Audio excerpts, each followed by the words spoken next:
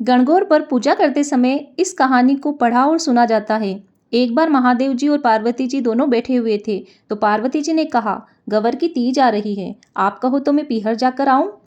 मेरी भौजाई व सहेलियों के साथ गवर माता की पूजा करूं?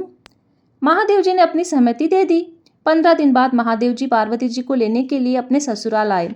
तब महादेव जी की बड़ी आवभगत हुई और भोजन कराया गया। भोजन करते वक्त महादेव जी के अंदर एक शरारत पैदा हुई। उन्होंने सोचा, सब भोजन मैं स्वयं खा जाऊं तो सब जने भूखे रह जाएंगे, और महादेव जी ने सब भोजन खाकर बर्तन खाली कर दिए। हाथ धोकर पार्वती जी को अपने साथ चलने को कहा। जब पार्वती जी रवाना होने लगे, तब उनकी माता ने कहा, बेटा तुम भी तो खाना खा लो, खाना खाकर जाओ। पार्वती जी ने मुड़कर देखा तो छीके के ऊपर बथुआ पड़ा हुआ था। तो उन्होंने बथुआ खाकर पानी पी लिया और महादेव जी के साथ रवाना हो गए। मार्ग में महादेव जी ने पार्वती जी से पूछा, आपने भोजन किया, क्या खाया? पार्वती जी ने कहा, जो आपने खाया वही मैंने खाया। इस प्रकार महादेव जी पूछते गए और पार्वती जी बताते गए। बाद में मार्ग में पार्वती जी एक पेड़ के नीचे बैठकर आराम करने लगे, तो पार्वती जी को नींद आ गई। तो महादेव जी ने उनके पेट का ढक्कन खोलकर देखा, तो उसमें एक तरफ बथुआ और दूसरी तरफ पानी था। जब पार्वती जी नींद से उठी, तो महादेव जी ने कहा, देवी आपने मुझसे झूठ क्यों बोला?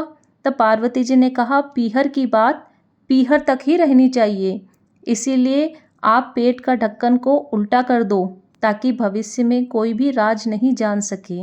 बोलो हर हर महादेव, ओम नमः पार्वती पतिये हर हर महादेव। अब इस कथा के बाद विनायक जी की कथा पढ़ी और सुनी जाती है, जो कि इस प्रकार है।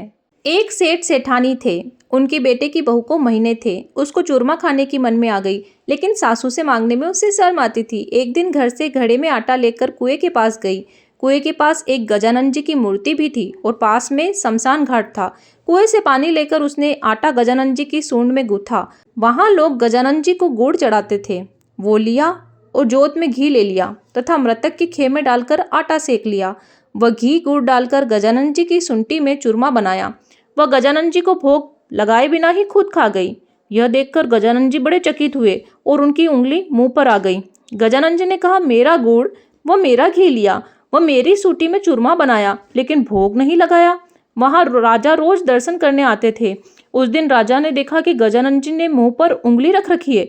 तब राजा ने ढिंढोरा पिटवाया और कहा कि गजानन जी के मुंह से जो भी उंगली को जो दूर कर लेगा, उसे आधा राजपाट दे दिया जाएगा।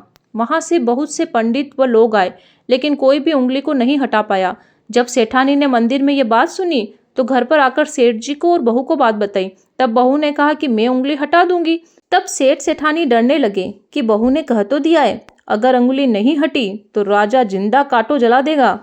दूसरे दिन सासू जी ने राजा को कहा कि मेरी बहू उंगली हटा देगी। तब बहू ने कहा कि मेरे घर से मंदिर तक कनात लगवा दीजिए। राजा ने लगवा दिया।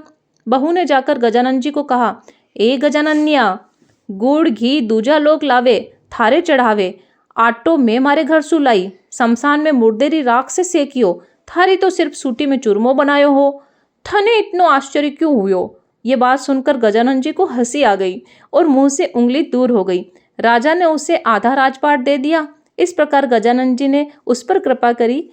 ऐसी ही कृपा सब पर करिए। गजानन जी महाराज की जय हो।